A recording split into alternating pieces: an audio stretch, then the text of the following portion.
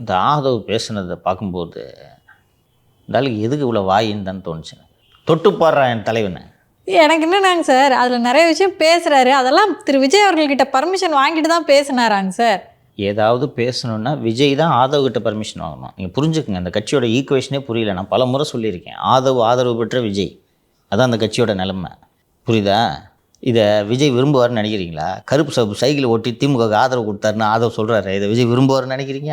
அப்பயே கேமராங்களை விஜய் அவர்கிட்ட கொண்டு போவாங்க, இது எனக்கே தெரியாதாடா அப்படின்ற மாதிரி இருந்துச்சு அவர் சிரிப்பு. சார் இப்போ என்னன்னா, அது ஒரு யூகமாகவே தான் இவ்வளோ நாள் இருந்திருக்கு. கான்ஷியஸாக விஜய் செஞ்சார்னு கூட நம்ம சொல்ல முடியாது, கான்ஷியஸாகவும் செஞ்சுருக்கலாம்.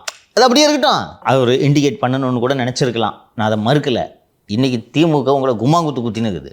இன்றைக்கி உங்களுக்கு நன்றி இல்லையா? அன்றைக்கி நாங்கள் இவ்வளோ ஆதரவு கொடுத்தோமே. அப்போது போலிங் அன்னைக்கு விஜய் கருப்பு சைக்கிளில் வந்ததுனால தான் திமுக 2021 ஜெயிச்சிச்சா? ஒரு உருட்டுக்கு ஒரு அளவு இல்லை.